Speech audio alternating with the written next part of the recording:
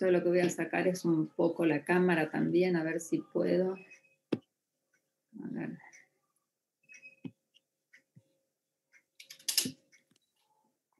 Ahí está.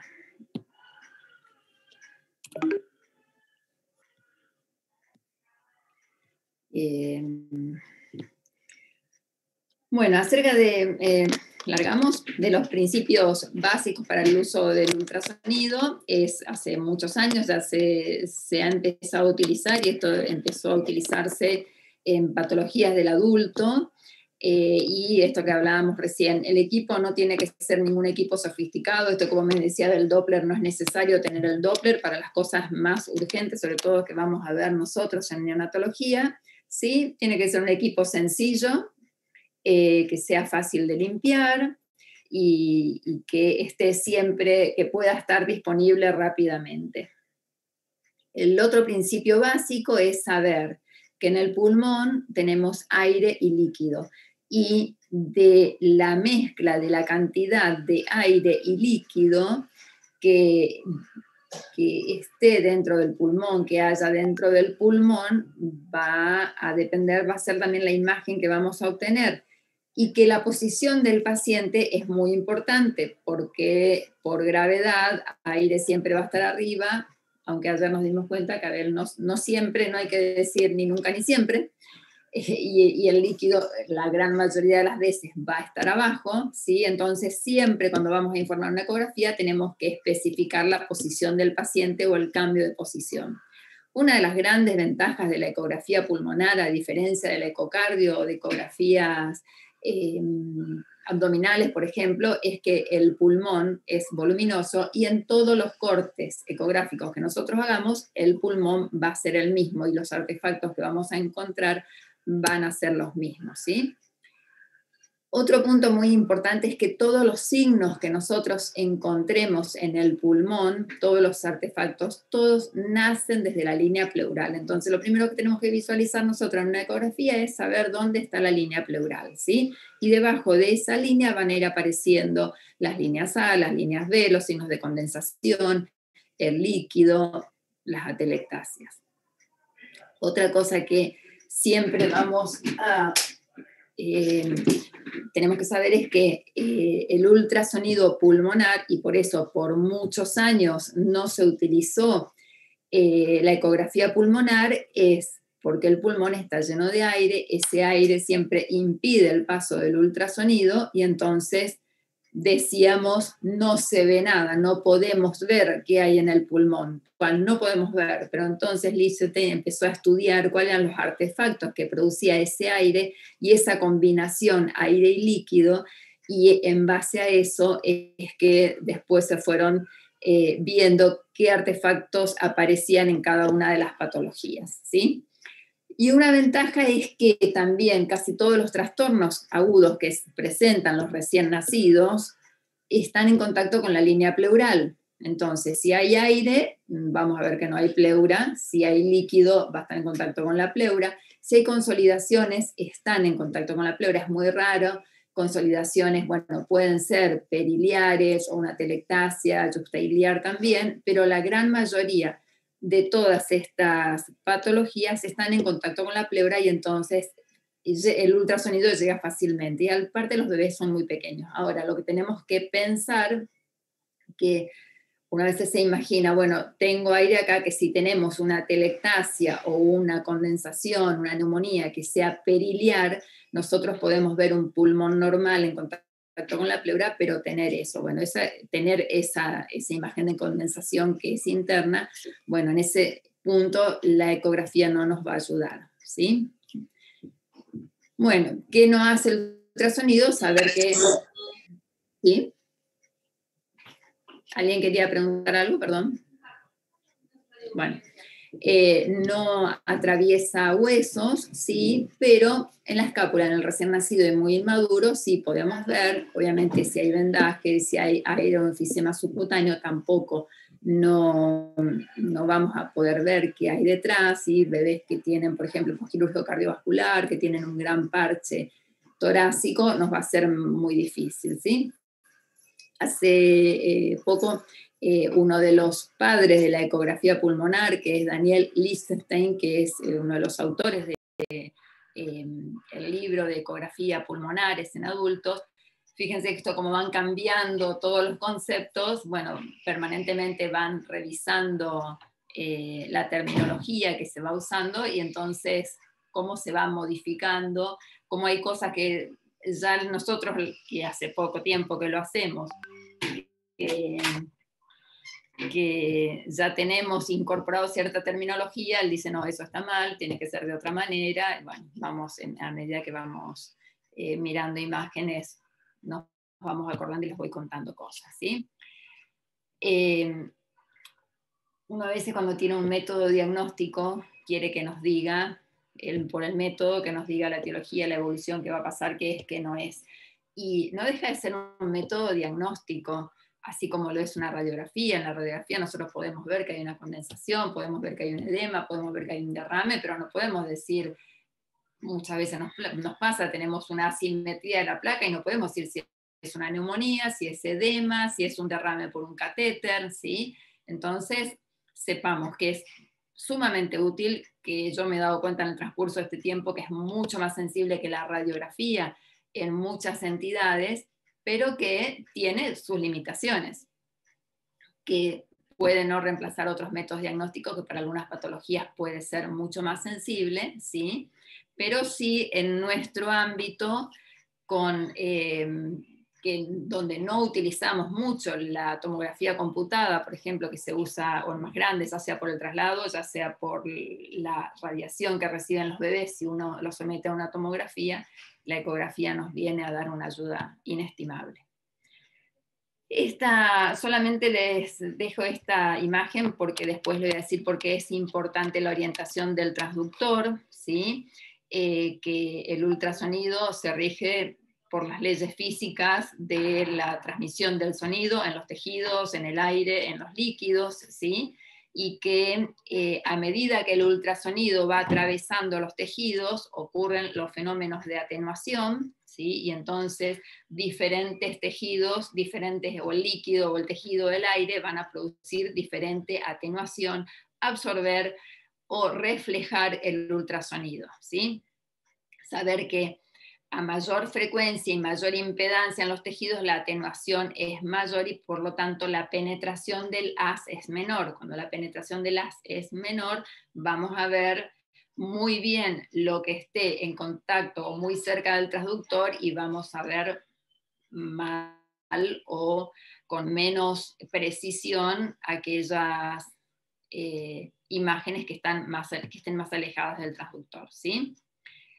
Estos fenómenos, sobre todo el de reflexión y de refracción, es mayor cuanto mayor diferencia de impedancia hay de los tejidos, ¿sí? Y también cuanto menos perpendicular es el haz del ultrasonido en la incidencia del tejido. Por eso es importante, y ya, bueno, todos los que estuvieron leyendo y que fueron escuchando, es lo importante que es, y en el tórax del bebé, y que es muy pequeñito, cómo la incidencia del rayo tiene que ser lo más perpendicular posible, porque en donde nosotros hagamos un pequeño movimiento con el haz, podemos dispersar el ultrasonido y entonces las líneas se van a ver menos perfectas, ¿sí? De esto es lo que estoy hablando. Cuanto más perpendicular al plano del tórax sea la incidencia del haz, más perfecta va a ser nuestra imagen, ¿sí? Y eso solamente se logra con práctica, ir buscando la mejor incidencia. Acá en el pulmón, por ejemplo, es donde veamos una línea pleural más finita, una simetría en todo el recorrido del haz. Como les contaba recién, el ultrasonido en el pulmón, básicamente lo que nosotros vemos son artefactos, son imágenes que no son reales, que nos devuelven una imagen ecográfica, ¿sí? Y que se produce al atravesar ese ultrasonido las distintas estructuras, ¿sí? Y esto es lo que tenemos que ir conociendo porque es lo que después nos va a dar a nosotros, nos va a decir qué vemos en ese pulmón. Por ejemplo, uno de los de los artefactos más comunes es lo que se llama el artefacto línea B, o antes llamado cola de cometa. Cola de cometa es un artefacto que puede ser un artefacto lineal, pero en cualquier lugar del organismo. Es más, se empezó a usar a partir de ecografías de cálculos vesiculares, por ejemplo, ¿sí? Pero bueno, un artefacto línea B es una línea vertical, ¿sí?, que va en la misma dirección de las de ultrasonido, en forma como de un rayo láser, ¿sí?, y que nace detrás de una interfase que es muy ecogénica, como ser la pleura o el peritoneo, ¿sí? En la ecografía pulmonar se llama artefacto línea B, y que son estas líneas, ¿sí?, después lo vamos a repetir, que nacen desde la pleura. Puede haber líneas B que nacen desde la piel. Bueno, esto, por ejemplo, esta es una imagen que nos devuelve un ecógrafo, un transductor lineal, ¿sí? Es una imagen que nos devuelve, es cuadrada, a diferencia de las otras que pueden ser o trapezoidales o triangulares. Y acá tenemos la piel, acá tenemos las costillas, perdón, los músculos intercostales, y por debajo esta es la línea pleural, ¿sí? Esta línea blanca finita es la línea pleural. A partir de esa línea pleural, que es lo primero que tenemos que identificar en una ecografía, van a nacer estos artefactos, ¿sí? Entonces, si ustedes ven, bueno, esas líneas B entonces nacen en la línea pleural, se extienden hasta el fondo de nuestra imagen, ¿sí?, se mueven con el movimiento de la pleura, este movimiento que ustedes ven de la pleura que ocurre en cada respiración, que es conocido como lung sliding. Esas líneas B se van moviendo con el movimiento de la pleura, y no es más que la refracción y reflexión permanente de cuando el haz de ultrasonido ingresa al pulmón, en realidad va chocando con los tabiques interlobulillares, y esos tabiques interlobulillares muchas veces tienen cierto contenido líquido. Entonces lo que hace el ultrasonido, se refleja en ese líquido, vuelve, se refleja, vuelve, choca con aire, vuelve hacia atrás, choca con líquido, vuelve hacia atrás, choca con aire, y así permanentemente va haciendo esto como está descrito en este esquema, ¿sí? Permanentemente el haz va haciendo fenómenos de ida y vuelta, y va generando esas líneas B de artefacto de cola de cometa. Entonces de ahí ya podemos ir pensando que ese artefacto cola de cometa aparece cuando el tabique interlobulillar está engrosado y el haz de ultrasonido no puede pasar, no pasa, pero tampoco hay aire que impide el paso y que nos va a dar otro artefacto que va a ser las líneas A, ¿sí? Que en realidad decimos que las líneas B son artefactos que son verticales, pero en realidad no dejan de ser la suma de miles y miles de artefactos horizontales, solamente que están en un mismo sentido, se ven en la ecografía. Otro fenómeno que vemos en la ecografía es el fenómeno de reverberación, y que es el que va a producir las líneas A, perdón. Cuando esa diferencia que dijimos de impedancia acústica, por ejemplo, entre los tejidos que tienen mucho líquido y el tejido pulmonar que tiene mucho aire es importante, lo que se hace es un fenómeno de reverberación, y que no es más que la línea pleural que va generando este mismo artefacto, que nos va mostrando varias veces, ¿sí? Genera lo que se llama un fenómeno de reflexión especular, ¿sí? Y que va generando este artefacto hiperecoico o blanco, y por eso se dice que la pleura es el espejo del pulmón, ¿sí? La presencia de estas líneas A, líneas horizontales, nos dice que debajo de esa línea pleural hay aire, ¿sí? Volpicelli lo describió como a estas líneas A, que cuando por debajo de la línea pleural hay solamente aire, se produce esta imagen de reflexión especular, ¿sí? Este es un cuadro de Caravaggio, y que si por debajo de la línea pleural no hay aire o no hay suficiente aire, y hay ya sea líquido, engrosamiento de los septos, la imagen se ve distorsionada, y es ahí donde aparecen las líneas B.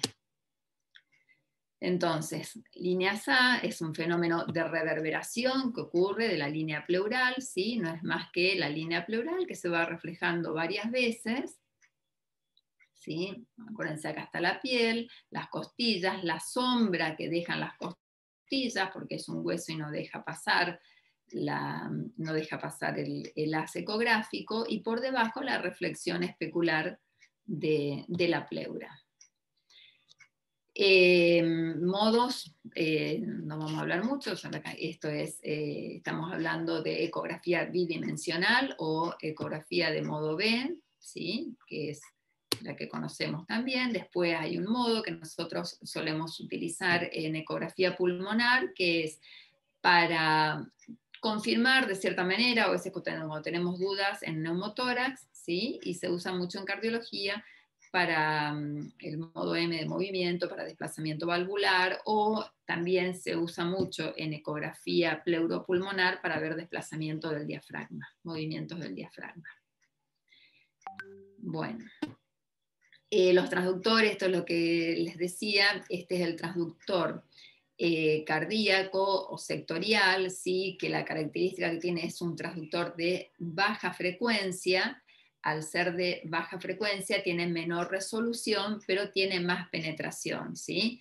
La onda es de menor frecuencia, pero la ventaja que tiene es que puede ver estructuras más profundas. Al ser una onda de menor frecuencia, pierde energía, no tan rápidamente, pero puede investigar estructuras, al no ir perdiendo energía en la penetración en el tejido, puede investigar estructuras más profundas, a diferencia del transductor lineal, el que nosotros tenemos es este, que es entre 5 y 12 de frecuencia, que nos da imágenes de mayor resolución, imágenes más nítidas, pero la penetración es menor. Al ser la frecuencia más alta, va investigando en más puntos esa imagen, ¿sí? Pero se agota rápidamente, por eso es que no puede investigar más profundamente el tejido, ¿sí? Entonces nos sirve mucho para estructuras superficiales. Estructuras superficiales igual después uno puede modificar en el seteo del ecógrafo hasta cuántos centímetros podemos ver, creo que el nuestro tiene hasta 8 centímetros, en general por convención, la gran mayoría de los estudios utilizan hasta 3 centímetros en ecografía pulmonar, pero si queremos ver más profundo puede ser, y también todos los equipos tienen un botón que se llama compensación ganancia tiempo, que lo que hace el equipo es un balance para que no quede toda la penetración en la parte superficial, sino que también pueda ver cuando damos más profundidad para que nos balancee la penetración más en la profundidad aún con ese mismo transductor. Esto eran las imágenes que te decía Adri, sí, esta es una toma con un transductor lineal, esto es con un convex, que esto se usa mucho en ecografía, se puede usar en cerebral, se utiliza también en abdominal, y esta es la cardíaca, el sectorial, que es la que utilizan los cardiólogos siempre. Fundamental para nosotros en el trabajo en neonatología, la limpieza del equipo, básicamente limpieza del transductor y del teclado donde que estamos tocando permanentemente. Una cosa también muy importante es cómo seleccionar el transductor y no olvidarnos de los datos del paciente, porque la manera de grabar, de revisar las imágenes y de poder guardarlas a esas imágenes es si ponemos todos los datos correspondientes al paciente, ¿sí? Porque está descrito en la mayoría de los trabajos que un examen de ecografía en un investigador, en un profesional experimentado, en general no debiera durar más de 3 minutos, 3-4 minutos, porque realmente es un examen que se puede hacer muy rápido. Muchas veces hay dudas y es muy fácil guardar la imagen y después volver a chequearla, y solamente la podemos guardar y rechequear si la tenemos bien guardada con los datos del paciente, ¿sí?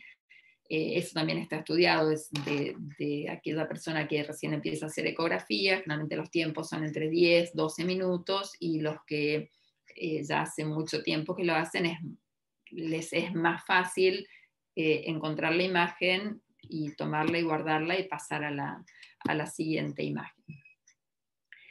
Con respecto a los ajustes, también está muy bueno que tengamos en cuenta los lugares. Ahora vamos a ver las zonas donde vamos haciendo las áreas que vamos investigando, y conocer, bueno, que el transductor tiene un notch, una marca, que siempre en ecografía pulmonar, cuando hacemos los cortes longitudinales, tienen que estar hacia la cabeza del paciente, ¿sí?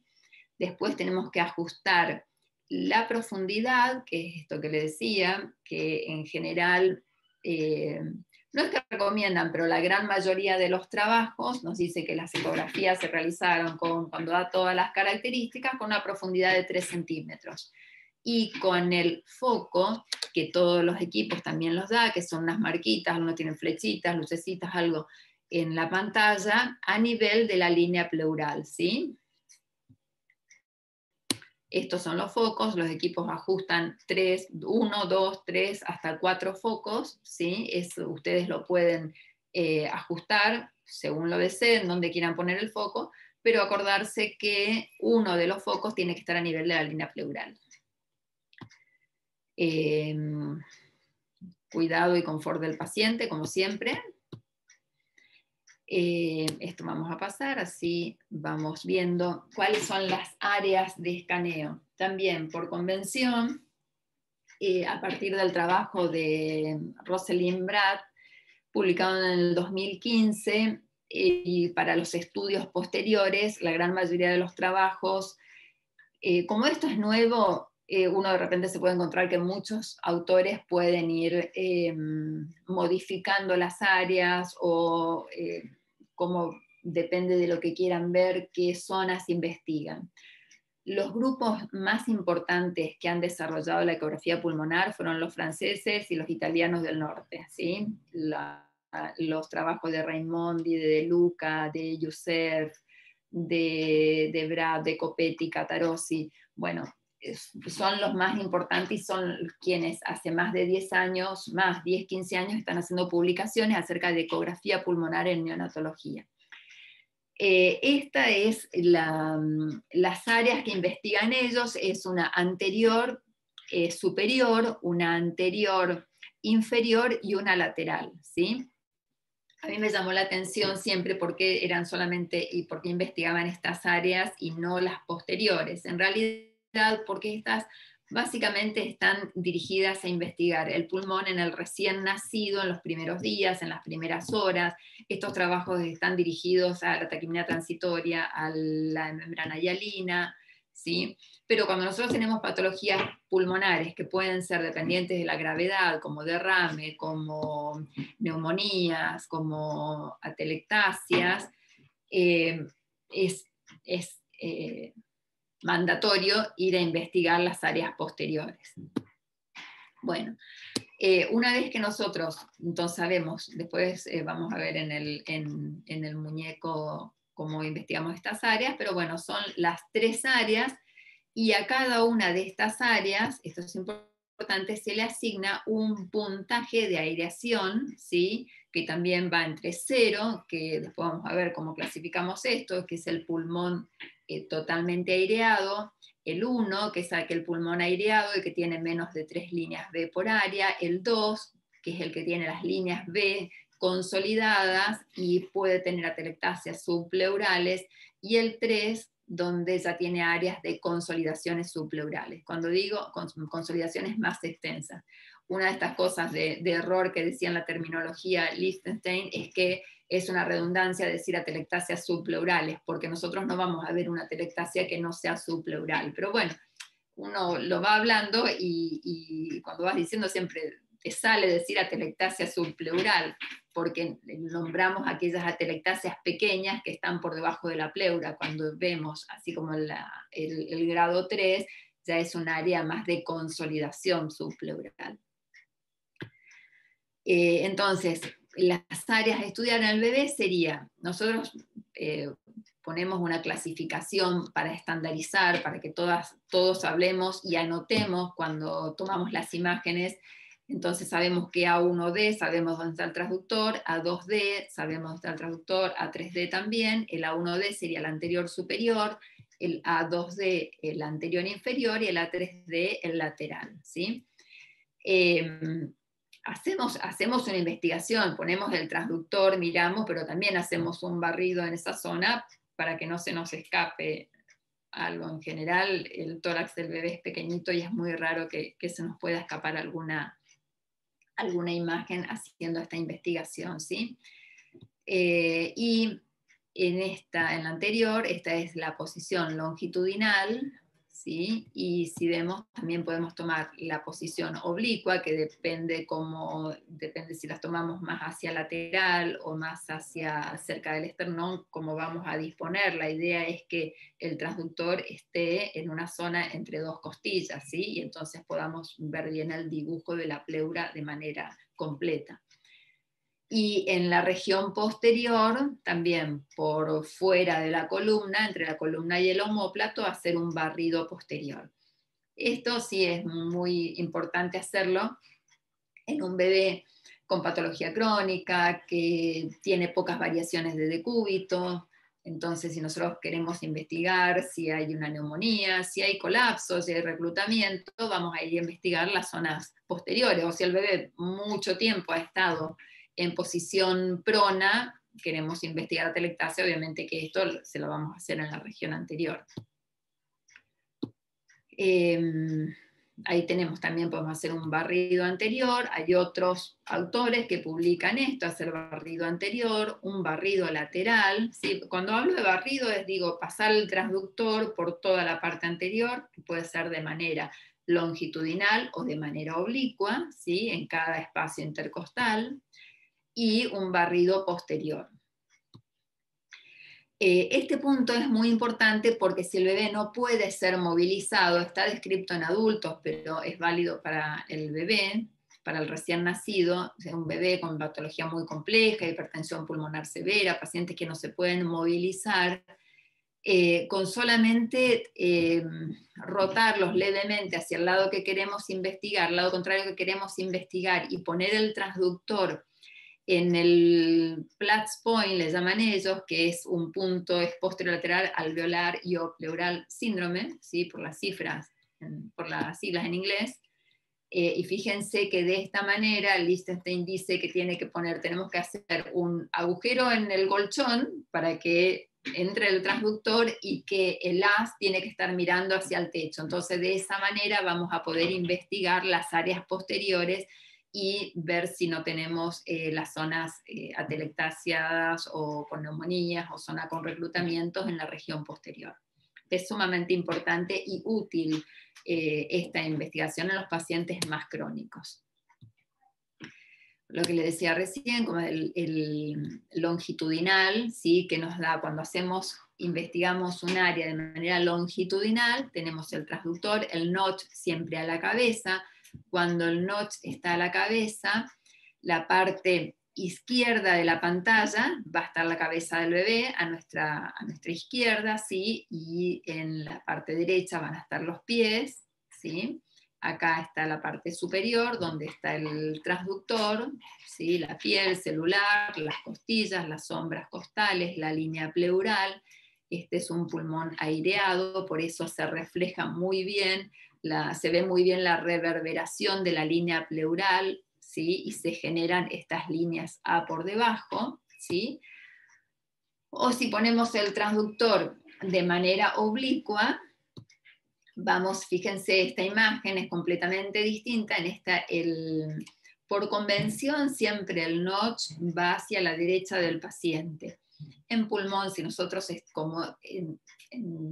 todo el pulmón va a ser similar, con que nosotros sepamos si de este lado está la columna y de este lado está la parte externa del tórax, y si encontramos un área de atelectasia y está la columna, bueno, independientemente de que el notch esté a derecha o izquierda, nos va a servir para saber dónde está la lesión, ¿sí? Lo importante en el oblicuo es que podamos ver la línea pleural entera. Muchas veces, cuando son muy pequeñitos o cuando se mueven mucho, no logramos poner el transductor en el espacio intercostal y entonces nos aparece una imagen intermedia entre un oblicuo y un longitudinal. Si se puede, poder ver una visión de toda la pleura nos da una linda imagen de cómo está, qué tan aireado o no está el pulmón por debajo.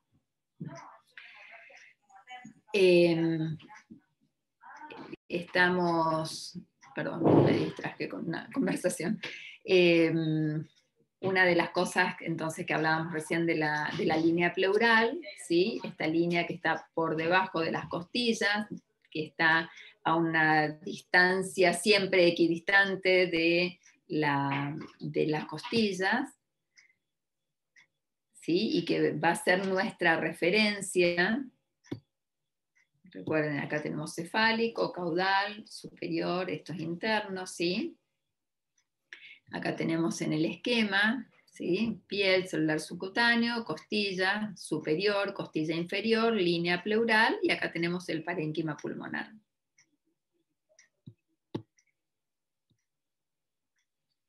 Acá nuevamente más imágenes. Esto es lo que ocurre, esto es una imagen tomada de un adulto, y esto es un transductor que no llega a ser un convex, un sectorial, es un convex, y si ustedes prueban y ponen en el recién nacido un transductor cardíaco, van a ver que la imagen es totalmente distinta, porque nos da poca información de la superficie y quizás nos da mucha información de la parte más profunda. Pero a nosotros no nos sirve, nosotros queremos ver pleura y lo que hay por abajo, por eso es que usamos el transductor el lineal. ¿Sí? Bueno, todas estas imágenes son para ir familiarizándonos con las estructuras que vamos encontrando, ¿sí? Entonces, importante, una vez que apoyamos el transductor, poder determinar dónde está la línea pleural. Ahí tienen nuevamente. Esto es lo que le decía. Fíjense que esta imagen tenemos 5 centímetros. Si es un bebé de 1 kilo, 1,5 kilos, tener 5 centímetros de imagen no nos sirve. Con 3 centímetros es suficiente. En esta imagen tenemos 2 focos puestos, con uno en la línea pleural es suficiente, como ser en ¿sí? Seguramente, toda esta información nos va dando, nosotros la podemos elegir en el equipo, ¿sí? Y después queda grabada en la ecografía cómo fue tomada la imagen, ¿sí? Entonces, y si ponemos nuestro transductor de manera longitudinal, la línea pleural se va a ver de esta manera. ¿Sí? Bueno, en esta imagen se ve muy linda, entonces vamos a empezar a hablar de otro concepto que es el deslizamiento pleural. Ustedes saben que la pleura, tenemos pleura parietal, pleura visceral, que permanentemente hay un deslizamiento de una sobre otra, ¿sí? Y ese deslizamiento se llama landsliding, movimiento de planeo o deslizamiento pulmonar, ¿sí? Esta imagen característica de deslizamiento es una de las características, valga la redundancia, que vamos a ir a buscar nosotros en cada ecografía. ¿Por qué? Porque nos va a decir primero que el pulmón, que la pleura visceral está pegada a la parietal, por lo tanto el pulmón está pegado a la pared torácica, ¿sí?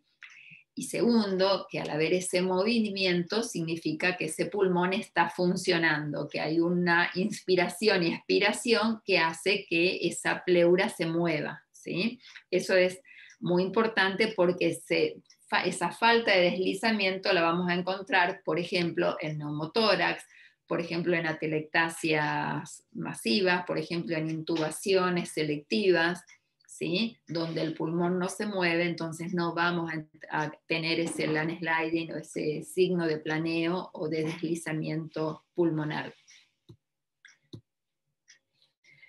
Bueno, de los artefactos líneas A, un poco ya hablamos de lo que era el artefacto, ¿sí? Solamente para repetir, que son líneas horizontales, hiperecoicas, regulares, son equidistantes entre sí, ¿sí? Y que siempre vamos a ver que están equidistantes entre la piel y pleura y se van reverberando a esa misma distancia, ¿sí? Y que se forma porque hay una importante diferencia en la impedancia acústica en la interfase aire-líquido. Entonces, el aire cuando bloquea las del ultrasonido vuelve al ultrasonido y va generando ese efecto de reverberancia. Entonces, acá tenemos un pulmón donde tenemos prácticamente todas líneas A, ¿sí? Tenemos la línea pleural y estas líneas de reverberancia. Acá en esta es un pulmón similar, sin embargo ya vemos que están apareciendo algunas líneas B. Ahora en un ratito hablamos de las líneas B. Cuando vemos un pulmón con predominio de líneas A, lo que nos sale inmediatamente es decir que ese pulmón está muy bien aireado. Si nosotros vemos que hay un deslizamiento pleural y vemos un pulmón bien aireado, nos quedamos tranquilos. Ahora, si vemos que vemos un pulmón muy bien aireado, pero no vemos deslizamiento pleural, entonces tenemos que hacer un diagnóstico diferencial con neumotórax, que también es gran cantidad de aire en determinado lugar, ¿sí? En contacto con la pleura, pero no vemos pleura que deslice una sobre otra, ¿sí? También vamos a encontrar otras características o vamos a dejar de tener otros artefactos.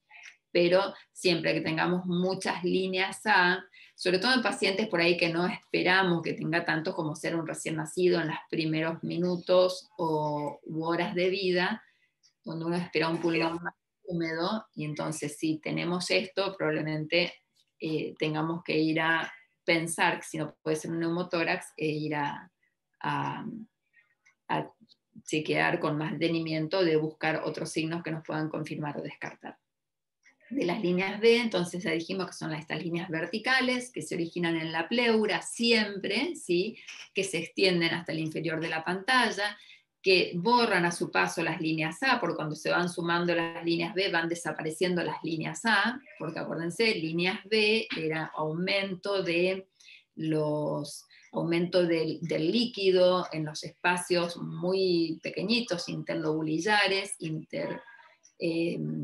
interlobulillares, sí, dije bien, interlobulillares, sí, y esas líneas se van moviendo de manera sincrónica también con el deslizamiento pleural, ¿sí? También se llama artefacto hidroaéreo, porque indica mezcla de aire líquido, y esa presencia de esa agua extravascular que va a engrosar los septos interlobulares, porque ya son un poquito más grandes, también puede verse aumento de la celularidad, a pérdida de contenido de aire, ¿sí?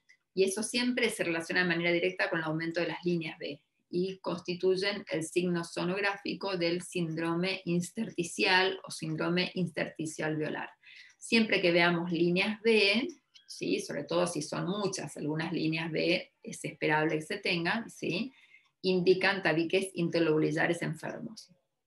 La presencia de líneas B nos sirve en neonatología, en los primeros días, en la evolución de los pacientes, para investigar si ese pulmón, qué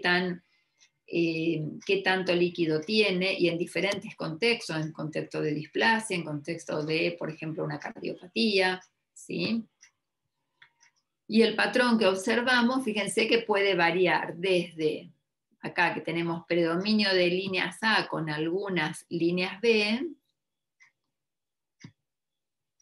acá donde también se observan líneas A, donde están las líneas B se borran, pero la gran mayoría son líneas A, pero empiezan a aumentar un poco más la cantidad de líneas B.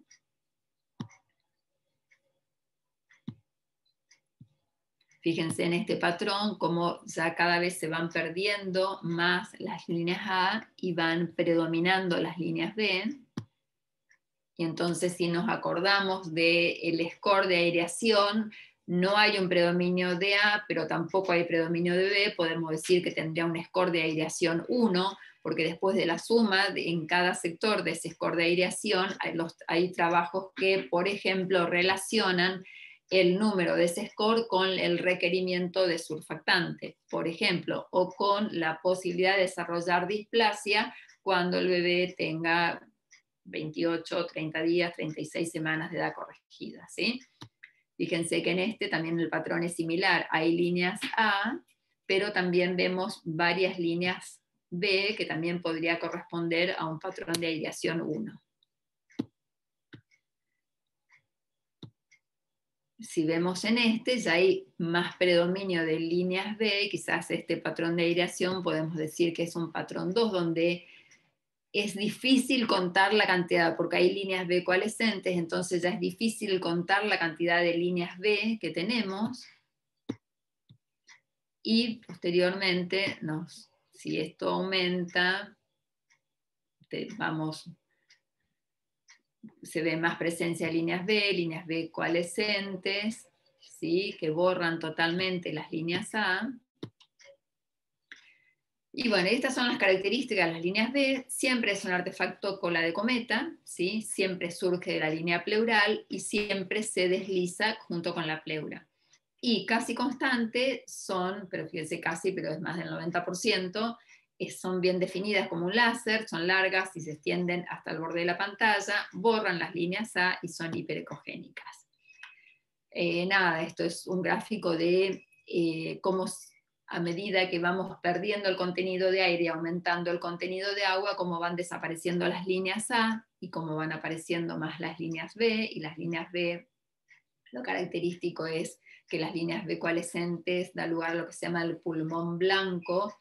Lichtenstein en algún momento lo llamaba el Land Rocket, ahora en la bibliografía más nueva habla de pulmón blanco o el síndrome alvéolo intersticial, ¿sí? Donde alvéolo y intersticio está ocupado por aire, por líquido o por fibrosis, por ejemplo, cuando relatan patologías de los adultos. Fíjense, esto es un pulmón donde tenemos predominio de líneas A, y un pulmón donde, claro, ya 100% de agua, ya estamos en efusión pleural, ¿sí? Fíjense lo que es este gráfico, un pulmón totalmente negro. Nosotros tenemos por ahí internalizado por la radiografía también, negro es aire, negro en realidad sí es aire, pero en realidad que en este lugar no puede pasar el ultrasonido, y lo único que vemos son las líneas horizontales, que son artefactos. Ahí no estamos viendo el pulmón como tejido, ¿sí? O sea que no vamos a ver ninguna imagen ahí de un pulmón como tejido, sino solamente interfaz aire-líquido, donde lo más negro es predominio de aire, y a medida que se va poniendo blanco hay predominio de líquido. Fíjense que cuando la cantidad de líquido es mucho, ni siquiera las costillas hacen sombra costal, porque es como que nosotros pongamos el transductor en el hígado, ¿sí? Y a medida que va aumentando la cantidad de agua es como este dibujito de seco, predominio de líneas A, y a medida que va aumentando la cantidad de líquido, así tengamos una efusión pleural, aumentan las líneas B y disminuyen las líneas A. Bueno, algunas preguntas hasta acá y vamos a la siguiente presentación, si les parece.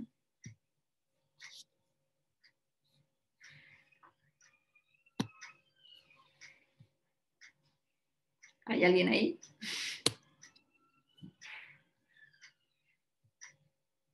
¿O ya se fueron todos? ¿O ya se cansaron todos? Estamos, Elita. Bueno, ¿alguien quiere preguntar algo? Ya muchos han escuchado esto muchas veces, entonces es esperable, pero bueno, sabía que había gente que escuchaba por primera vez, entonces por ahí algunos conceptos para ir por ahí renovando, aclarando. Ahora vamos a ver un poquito más de imágenes de clínica. Como les quería decir recién, vamos de los trabajos, por ahí les voy a contar las cositas más importantes solamente, de saber que desde ya van a ser casi 10 años que salió uno de los primeros consensos de expertos, fueron inicialmente donde se empezaba a recomendar el uso del ultrasonido y la evidencia que había hasta ese momento. Hay trabajos desde el 2005, 2004 de ultrasonido pulmonar en recién nacidos, pero en el 2012 recién sale el primer consenso de expertos, que en realidad eran de quienes más publicaciones tenían hasta ese momento, ¿sí? Y la idea era ir estandarizando las imágenes, que era lo que predominaba en cada patología del recién nacido, ¿sí? Entonces, bueno, ellos fueron diciendo, y hasta ese momento, en realidad, lo que van aclarando siempre es que la ecografía es tan útil como la radiografía para el diagnóstico de tal patología. A medida que fue pasando el tiempo, siguen diciendo que es tan útil, pero algunos ya dicen que es más útil que, por ejemplo, en neumonía, que la radiografía para el diagnóstico de patologías de consolidación, de atelectasia, sobre todo en aquellas retrocardíacas donde la radiografía es difícil de llegar o donde la sensibilidad tampoco no es tan precisa, ¿sí? Y aún así, como va avanzando, la otra vez leía un artículo donde es una unidad en China, hay un grupo en Beijing que también tiene tantos años de trabajo como tienen los franceses y los italianos, del doctor Jean Liu, que hay un libro de ecografía pulmonar en neonatología, que es uno de los primeros autores de este consenso, donde dice que hace 3 años ellos no utilizan la radiografía de tórax para el diagnóstico de patologías pulmonares en los recién nacidos. Directamente hace 3 años ya no están utilizando la radiología en el área de neonatología. Así que yo creo que es un camino que se viene a medida que nos vayamos formando y vayamos viendo la utilidad de lo que es la ecografía en neonatología. Va a ir disminuyendo y realmente, bueno, nosotros ahora en el hospital empezamos a desarrollar un proyecto de mejoría de calidad para disminuir las radiaciones, porque las radiaciones no solamente para los neonatos son deleterias, también para todo el personal que permanentemente está dentro de las unidades. Y para el neonato es peor porque justamente tienen las células que permanentemente están en división. Nosotros ya somos grandes y sí, nos pueden afectar también, pero ellos, y sobre todo los prematuros, son quienes más sufren de las radiaciones. Entonces es verdad que debiéramos avanzar hacia las neonatologías por lo menos con mínima radiación. Y las publicaciones que se vienen que están acerca del uso de la radiología para el diagnóstico de enterocolitis, por ejemplo, cada vez hay más y más recomendaciones de que se haga ecografía para mayor precisión del diagnóstico de enterocolitis, así por un montón de entidades. Bueno, este trabajo, si lo quieren mirar, es un trabajo, está en Creative Commons, con lo cualquiera lo puede ver, porque aparte está acompañada de muchas imágenes y es muy útil siempre ver las imágenes, porque en ecografía una cosa es primero leer, otra es ver las imágenes y después ir a tratar de obtener las imágenes y ver que lo que nosotros estamos viendo ahí es lo que nos están diciendo el libro y la imagen y la similitud con las otras imágenes, ¿sí? Bueno, y ellos lo que dicen es que recomiendan el point of care LAN ultrasound como una modalidad de imagen preferida en la evaluación de las patologías pulmonares debido a su mayor precisión, confiabilidad, facilidad de desempeño y falta de efectos adversos potenciales, ¿sí? Una de las cosas que dice el Liechtenstein, por ejemplo, de la sigla LUZ, que es LAN Ultrasound para algunos, para él es una redundancia porque en realidad... Sí, no estás compartiendo pantalla. Eso te iba a decir, no estás. Uy. Bueno, igual, aguarden un segundito.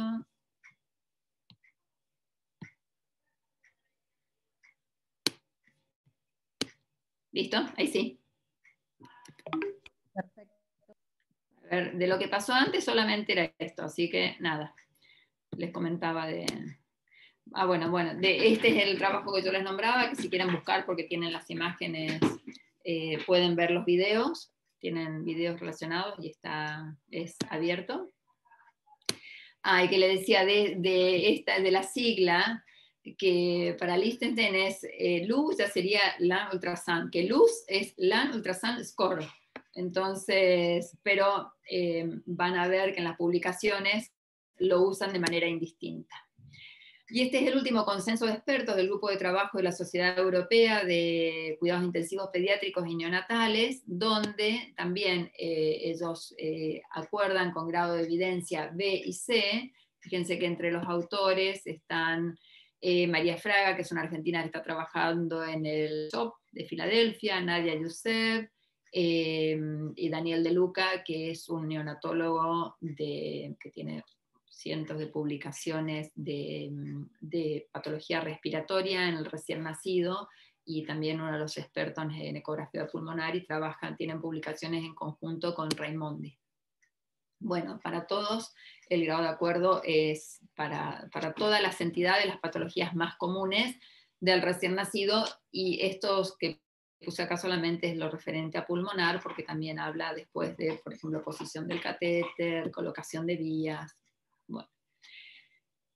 Dos palabras acerca de la utilidad de la ecografía pulmonar desde el nacimiento. Este trabajo es publicado por el grupo de los australianos, del doctor Peter Davis, que tienen varios similares, que el objetivo fue realizar ecografía seriada después del nacimiento en poblaciones de bebés pretérminos tardíos y término, nacidos por cesárea, parto vaginal, y aquellos que nacieron por cesárea después de un trabajo de parto, para ir viendo el aclaramiento del líquido pulmonar en determinados momentos, los primeros 10 minutos, 11 a 20, y después 1, 2, 4 y 24 horas después del nacimiento, y le daban una graduación. Tipo 1 es lo que, fíjense que acá ya no hablan del Lanrocker, sino de el pulmón que es totalmente blanco, el intermedio, que era el tipo 2, y el pulmón totalmente aireado, que es el tipo 3. Entonces, según, fíjense acá tienen el grado, y dicen 3-3 es por si en algún pulmón todavía estaba grado 2 y grado 3, y en los dos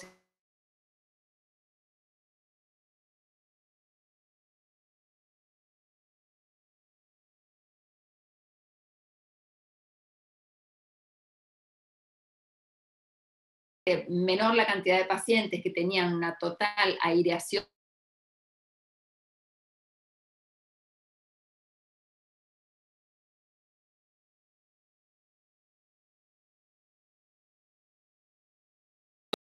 aireado, hasta que a las 24 horas el mayor porcentaje de bebés tienen el pulmón totalmente aireado, ¿sí?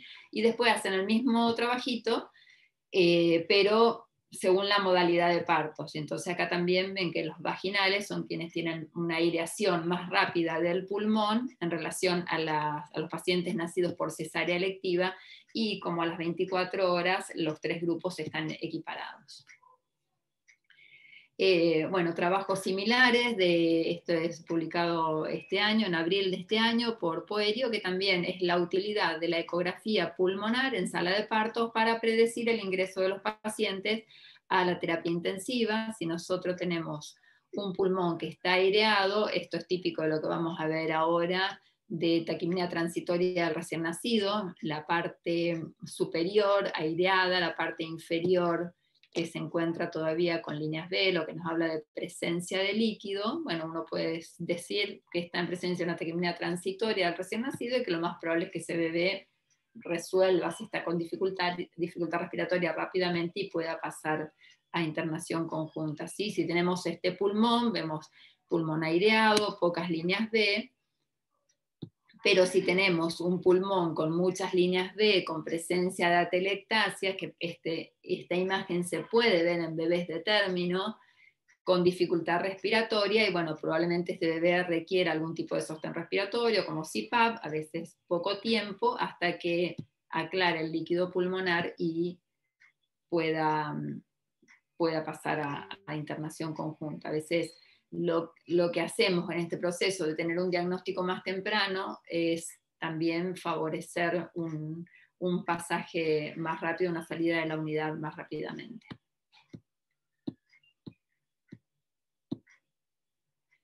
Este, por ejemplo, es un caso nuestro, un bebé de 39 semanas que nace por cesárea electiva, por cesárea anterior, que requiere ventilación a presión positiva, 30 segundos, y después, por no alcanzar los objetivos de saturación, necesita oxígeno libre.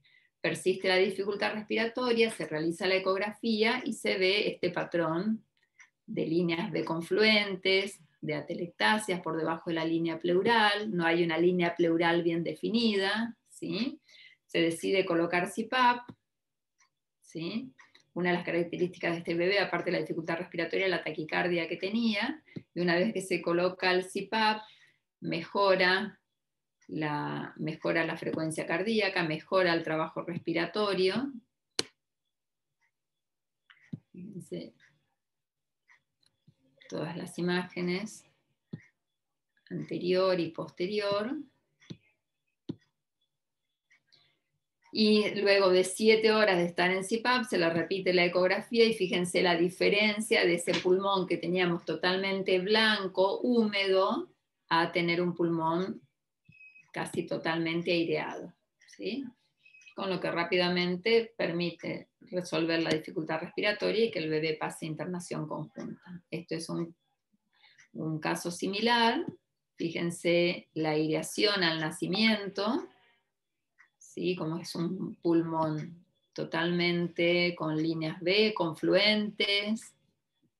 Fíjense, en esta tenemos algunas presencia de atelectasias, no está definida la línea pleural en ese lugar. Es importante, como les decía, ver en qué posición estaba el paciente. El paciente estaba en posición prona y así todo en la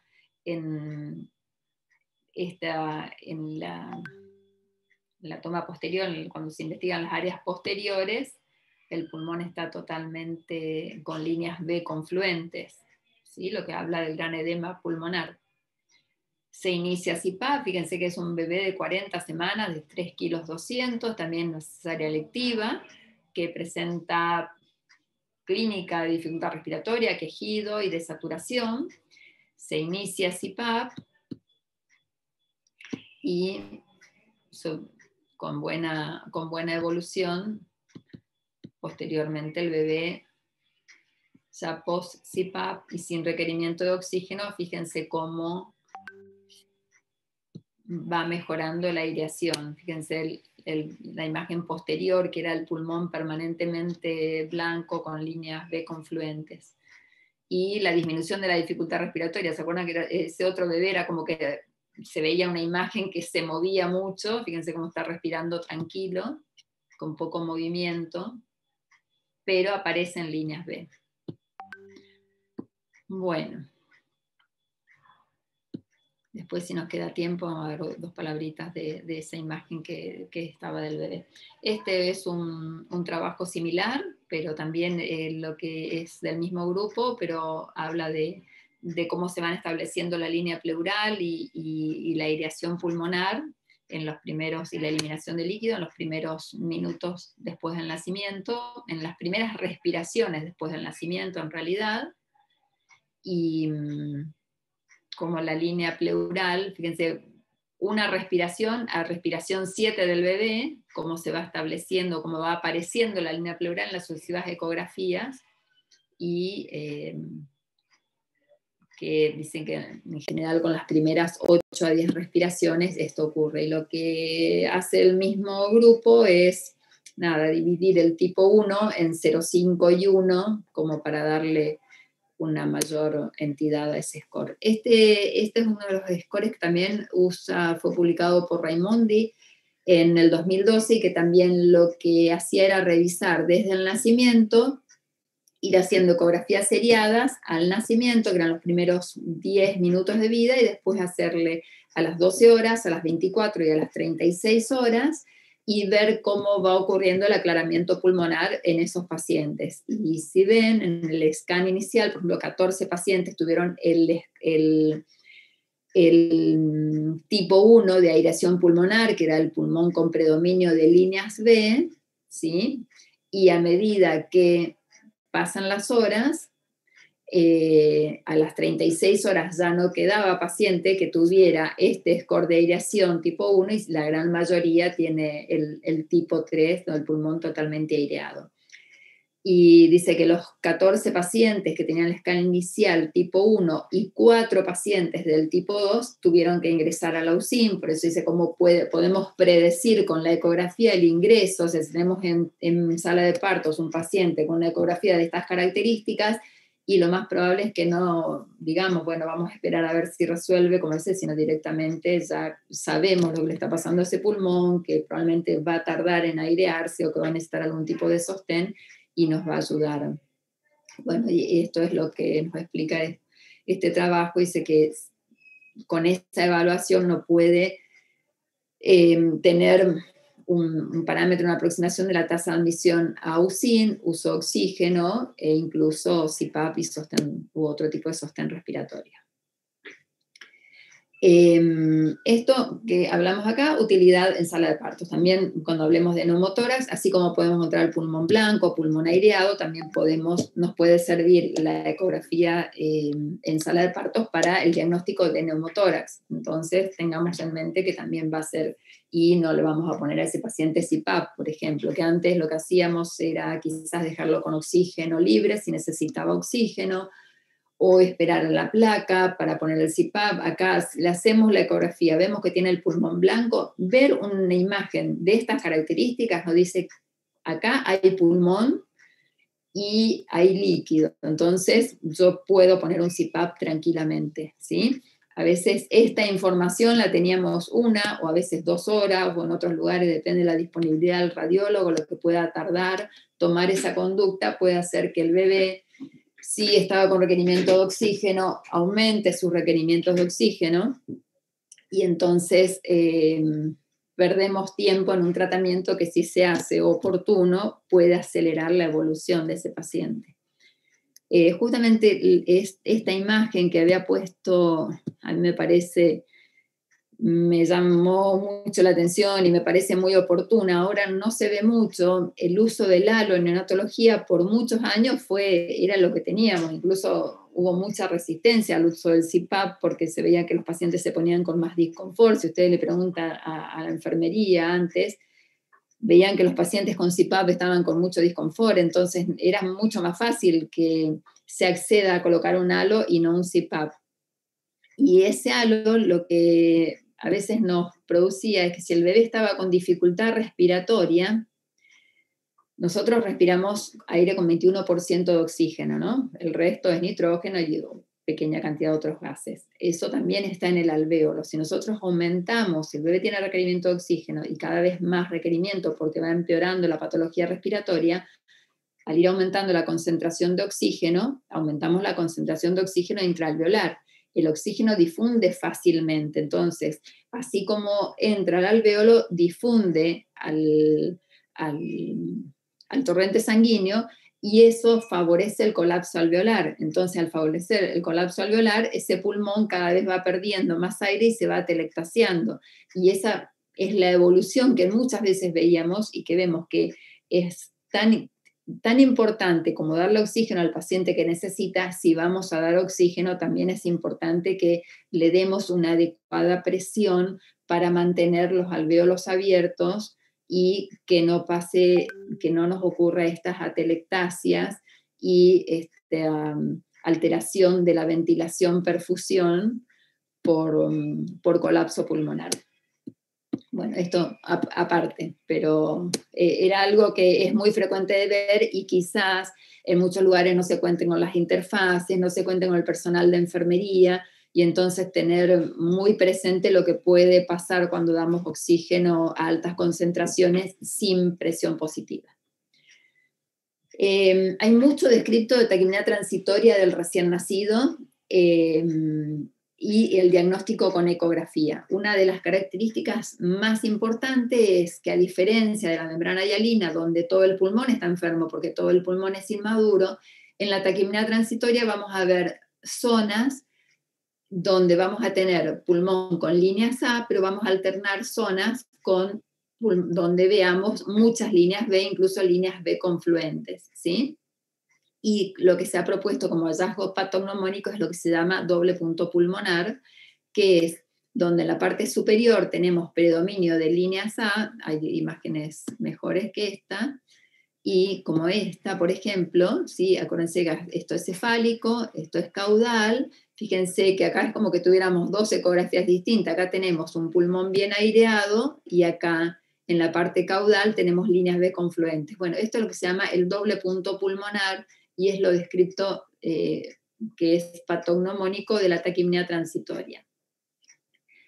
Pero también, fíjense, esta es una foto, pero bueno, esta es la foto que se ve. Fíjense que nosotros en la placa, y mucho no podemos decir que este paciente tiene dificultad respiratoria, y quizás podamos descartar que no tenga un neumotórax, que no tenga una imagen de condensación importante, ¿sí?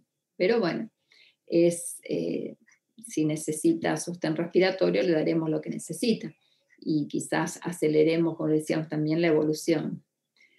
Esto es lo que les decía, el llamado doble punto pulmonar,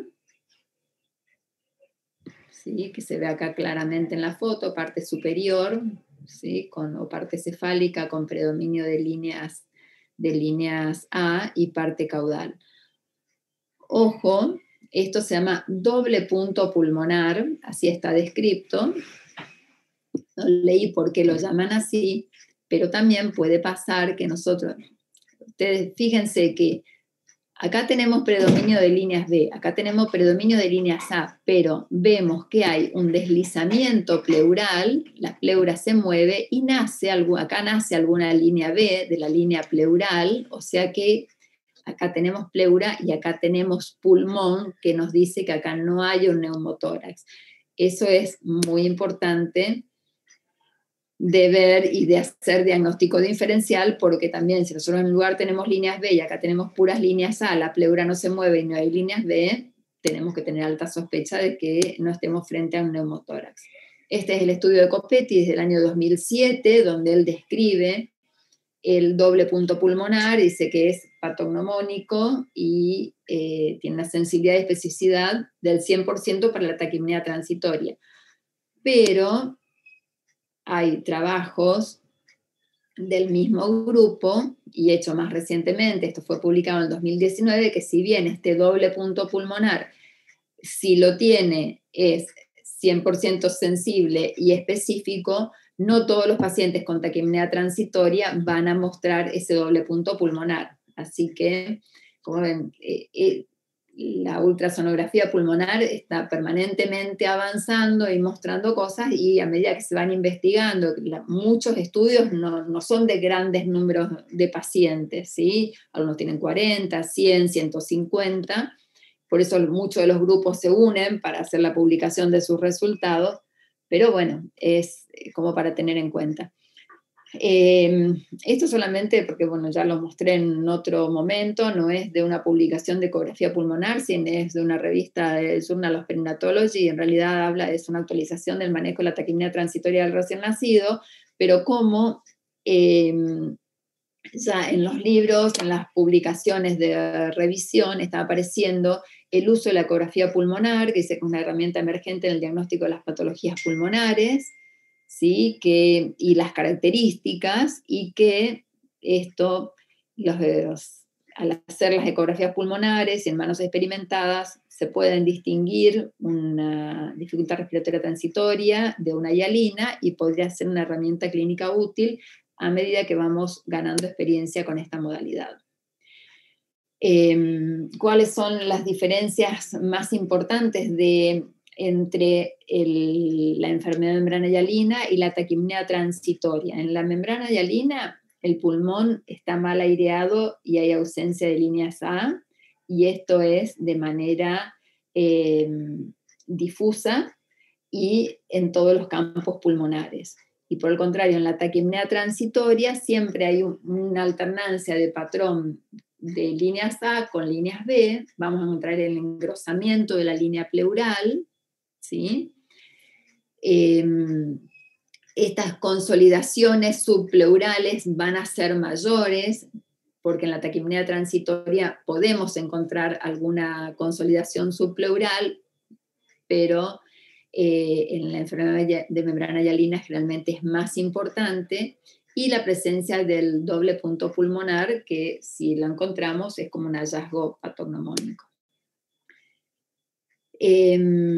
Bueno, esto es lo que publicó inicialmente Copetti en el año 2008, de los patrones que podemos encontrar en el síndrome de dificultad respiratoria o enfermedad de membrana hialina, ¿sí? Tenemos el pulmón blanco generalizado, las anomalías de la línea pleural, la presencia de las atelectasias, ¿sí? Y que esto siempre se correlacionó con, claro, inicialmente eran signos radiológicos y signos clínicos, ¿sí? De pacientes con diagnóstico de membrana hialina y pacientes con otros diagnósticos. Y los hallazgos más importantes eran la presencia del síndrome del alveolo intersticial, el pulmón totalmente blanco, ¿sí?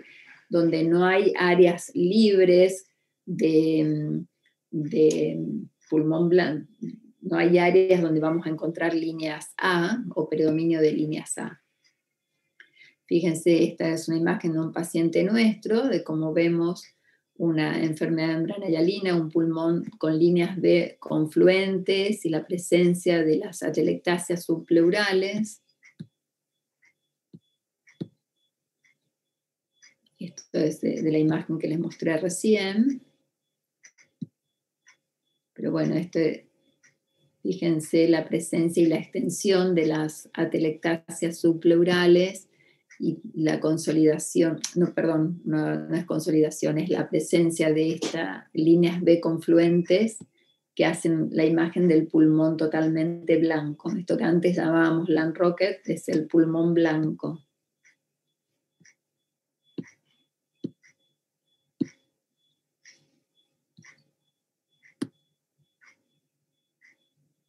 Acá puede haber una ligera mejoría donde empieza a aparecer, a mejorar la aireación y empiezan a aparecer algunas líneas A.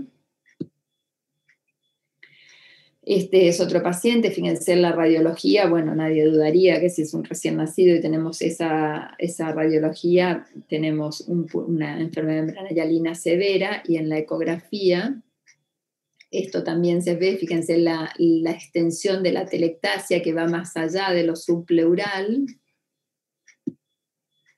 Son imágenes bastante gráficas, y cuando ocurre la inspiración, es como,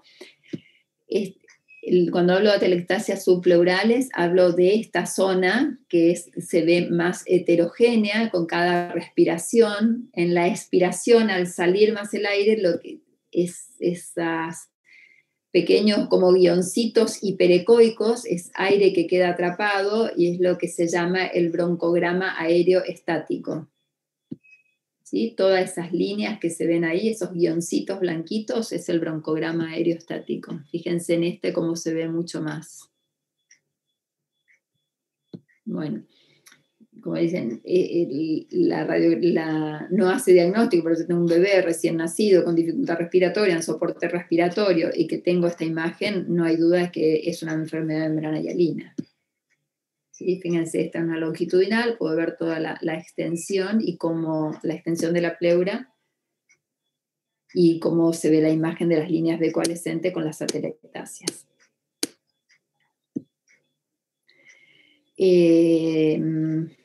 Vamos a pasar de largo esto.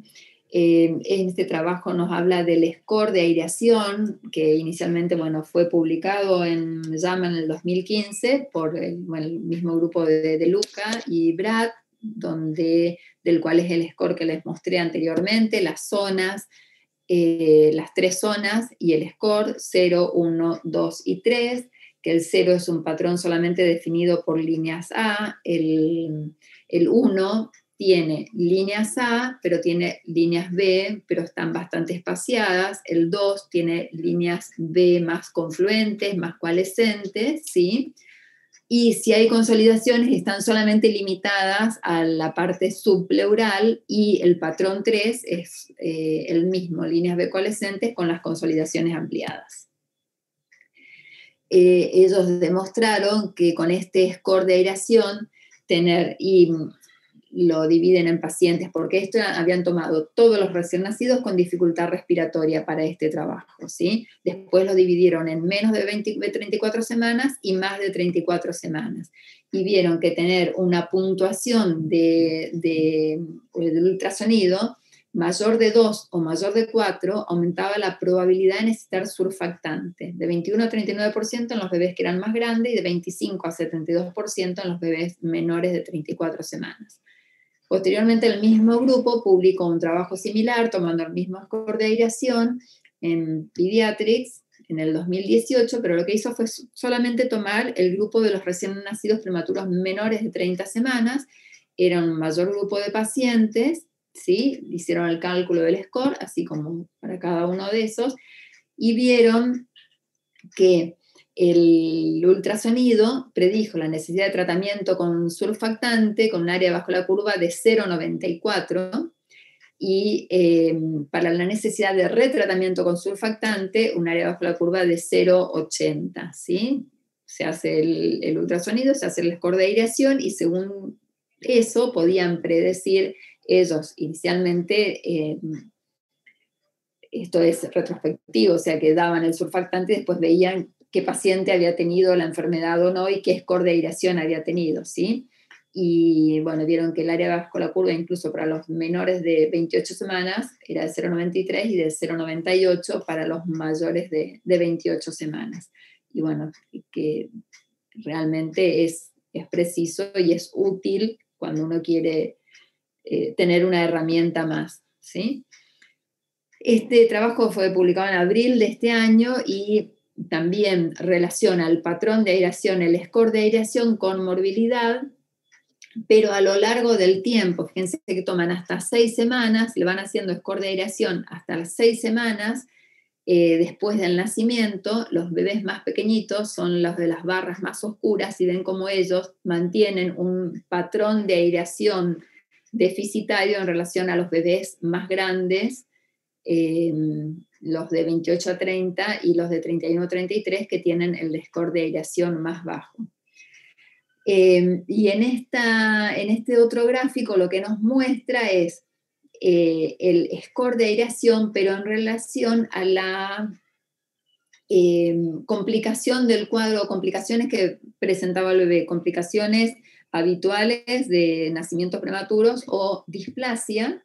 Y si ven, las barras más oscuras son aquellos pacientes que no han tenido complicaciones, como a lo largo de las semanas de vida va disminuyendo el score de aireación. Sin embargo, aquellos bebés complicados con displasia, que son las barras intermedias, como mantienen un score de aireación alto, y aquellos que tuvieron una evolución no complicada con displasia, pero tenían otras complicaciones, neumotórax, ductus, sepsis, también el patrón de aireación permanecía alto. Bueno, ¿algunas están muy cansados? ¿Y quieren que sigamos otro día o prefieren que sigamos un ratito más? Lo que ustedes quieran. Vamos 1 hora y media. Y nos falta media hora por lo menos. Díganme qué quieren hacer y... Por mí, seguimos. ¿Sí? Bueno, como quieran. Adri, tu gente, el resto de la gente, ¿qué prefiere? Sí, sigamos, Silvita. Ok, bueno. Patología importante a descartar y que nos da mucha ayuda, porque hay muchos trabajos que incluso relacionan no solamente la precisión diagnóstica del neumotórax, sino también el tiempo en que uno hace diagnóstico. No es lo mismo tener el ecógrafo, encenderlo y poner el transductor, que llaman al radiólogo, hacer el pedido. Bueno, todos conocen todas las vueltas que tienen y cuánto tiempo nos puede demorar hacer un diagnóstico de neumotórax por una radiología. ¿Cuáles son las características? Bueno, hay un fuerte acuerdo de que el ultrasonido sirve en el diagnóstico de neumotórax, ¿no? Y que lo que vemos característicamente es la línea pleural y los efectos de reverberación de estas líneas A, porque por debajo de la línea pleural hay aire, ¿sí? Pero bueno, esto también puede corresponderse a un pulmón bien aireado. Sin embargo, si ustedes ven en el dinámico, por eso también es importante no solamente guardar las fotos, sino guardar el video en el equipo. Si vemos en el dinámico, vemos que hay otras características que no tiene el paciente que tiene el pulmón normal aireado. 1, no tenemos deslizamiento de la línea pleural. Fíjense lo que ocurre en este lado del pulmón y lo que ocurre acá. No hay deslizamiento. No ven un pulmón que se mueva sincrónicamente con la respiración. Eso es un punto. El otro punto es que no nace ninguna línea B desde la línea pleural. A ella tengo predominio de líneas A, ausencia de líneas B, ausencia de deslizamiento pleural, ¿sí? Ausencia de landsliding. Bueno, cositas que ya nos van diciendo que Entonces, ven que hay... Muchas veces ustedes pueden decir, y no me doy cuenta, y pueden poner zoom, pueden acercar, darle más profundidad, menos profundidad, entonces pueden ver mejor la línea pleural, ponerle zoom para ver mejor la pleura y ver si hay deslizamiento o no. ¿Sí? Entonces ahí tenemos ausencia del unsliding. Fíjense, acá tenemos líneas B, acá no tenemos ninguna líneas B. No desliza y no nace ninguna línea B. Y acá al lado tenemos líneas B, por eso decía, bueno, también cuando tengamos el diagnóstico de taquipnea transitoria, ir a mirar otras cosas, ¿sí? No todo es doble punto pulmonar. Y ausencia del signo del pulso. ¿Qué es el signo del pulso? El signo del pulso es cuando el latido cardíaco transmite, pero tiene que haber por ejemplo, se ven neumonías, atelectasia, tiene que haber un órgano sólido que transmita el latido del pulso. El aire, si hay neumotórax, hay presencia de aire, no va a transmitir el latido del pulso. Entonces, otro signo característico del neumotórax son 3 signos negativos: ausencia del unsliding, ausencia de líneas B, ausencia de líneas del signo del pulso. Y el signo positivo es la presencia del punto pulmonar. Y el punto pulmonar es el lugar donde el pulmón que está o retraído o que se puede insuflar hace este movimiento sobre la zona de neumotórax, ¿sí? Entonces, lo que nos va a dar el signo patognomónico del neumotórax va a ser la presencia de este punto pulmonar. A ver si vemos acá vemos el punto pulmonar, no siempre es sencillo, muchas veces hay que buscarlo, tener la sospecha y buscarlo. Cuando el neumotórax es muy extenso o ocupa todo el tórax, no vamos a tener punto pulmonar porque no vamos a encontrar pulmón en contacto con la pleura que ahora vaya deslizando sobre el neumotórax, ¿sí? Y otro truco que podemos hacer es poner el modo M del ecógrafo, y entonces está descrito desde hace muchos años que en el modo M, cuando hay pulmón y presencia de líneas B, en el modo M tenemos una imagen que se llama característica del seashore o signo de la orilla de la playa, y si el cursor del M lo ponemos sobre las líneas A exclusivas, vamos a ver el signo de la estratosfera o el signo del código de barra, ¿sí? Como la línea M nos va a investigar en un solo punto y es a través del tiempo, nosotros vamos a tener que ir deslizando el cursor para ir viendo estas distintas imágenes. Entonces, si tenemos pulmón normal, tenemos el signo de la orilla de la playa, como vemos acá, ¿sí? En pulmón normal. Y si tenemos el neumotórax, vemos el signo de la estratosfera o del código de barra. Todo esto requiere ver, práctica, sospechar, encontrar. Esto es el signo diagnóstico del neumotórax del punto pulmonar, que fue descrito también por Volpicelli. Fíjense, mi punto pulmonar en este neumotórax va a estar en este lugar. En este lugar yo veo que con cada insuflación va a aparecer el pulmón, va a aparecer y desaparecer. Esta va a ser la zona que si yo pongo el ecógrafo acá, voy a ver solamente líneas A, porque no tengo pleura que me haga el fenómeno de alguna línea B, de transmitir las líneas B, ¿sí? No va a haber la unsliding porque la pleura visceral está en contacto con el pulmón, entonces no hay deslizamiento pleural y el latido cardíaco no va a poder ser transmitido al pulmón, ¿sí? Entonces, fíjense que por eso en cada inspiración y expiración vemos nosotros como que ese piquito que se va metiendo, que aparece y desaparece, y que es el punto pulmonar y que es el lugar donde está el aire y el pulmón.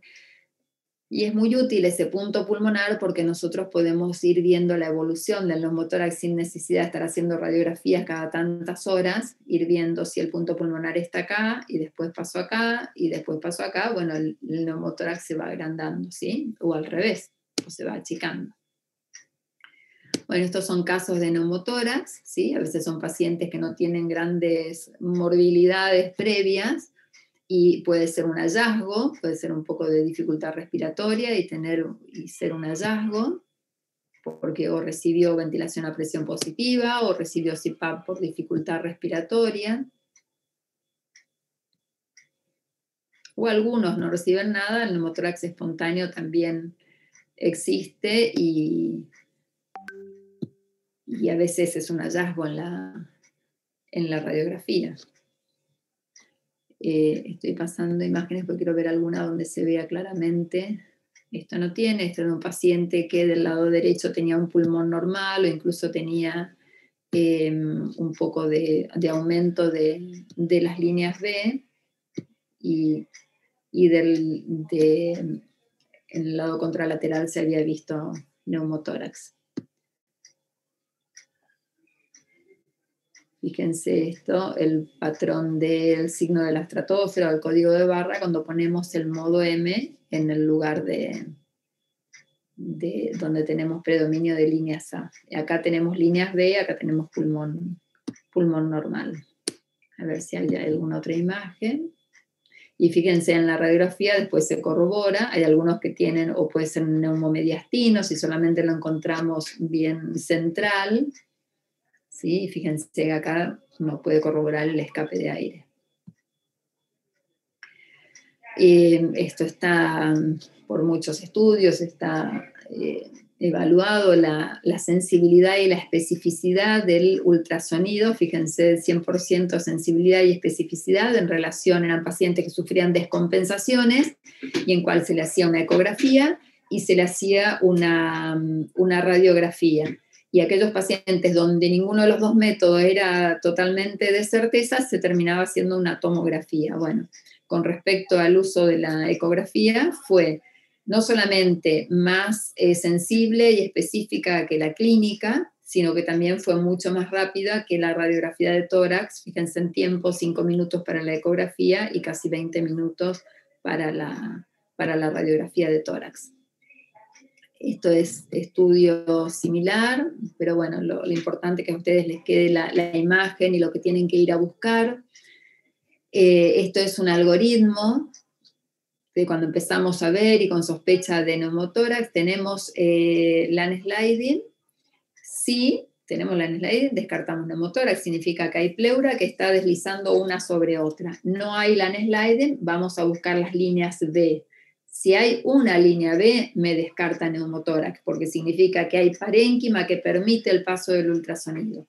No tengo líneas B, bueno, ya me estoy poniendo nerviosa. No tengo líneas B, voy a buscar el punto pulmonar, ¿sí? Ahora tengo un punto pulmonar, diagnóstico de neumotórax. No tengo punto pulmonar, voy a buscar el pulso pulmonar. Si tengo pulso pulmonar, me quedo tranquila, no tengo neumotórax, pero si no tengo pulso pulmonar, estoy en presencia de neumotórax, ¿sí? Bueno, ayer nos pasó algo muy interesante, donde nace un bebé con mucha, no es este caso, pero les cuento, prematuro, restricción de crecimiento, mucha dificultad respiratoria, incluso recibió ventilación a presión positiva durante 1 o 2 minutos. El bebé mejora, sale del cuadro inicial, pero queda con mucha dificultad respiratoria.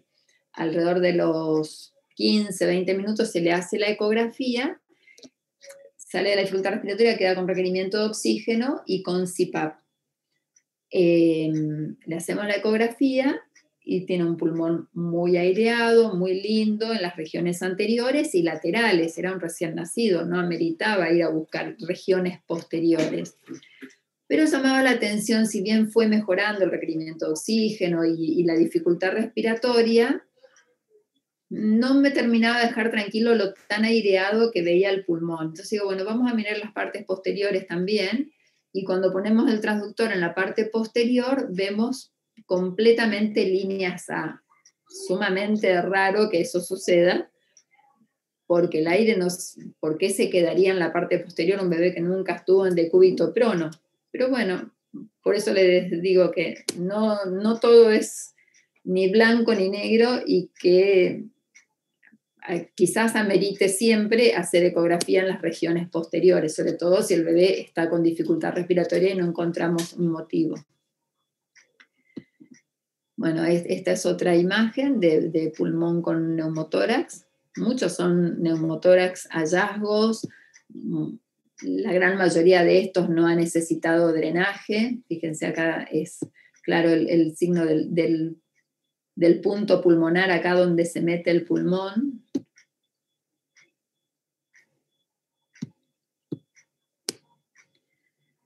Acá también, en este que es más, impresiona como un neumomediastino.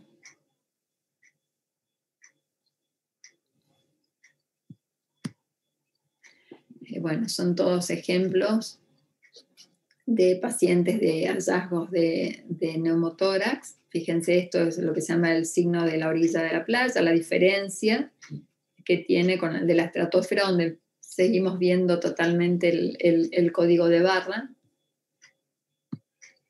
¿Sí? Y acá es donde tenemos pulmón normal, que es donde está el modo M.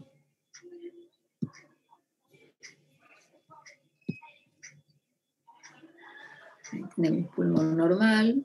Era un bebé que tenía, aparte de tener el escape de aire, también había tenido una taquipnea transitoria. Y después vemos en la evolución cómo la parte derecha había mejorado y cómo persistía el escape del lado izquierdo.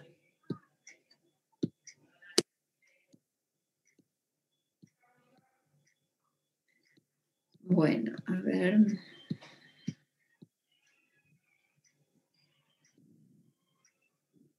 Acá es también una imagen típica de neumotórax, cómo se desliza pulmón sobre el área donde no hay pulmón. Y acá las diferencias en el modo M entre el pulmón con neumotórax, que sería esta zona, y el pulmón normal.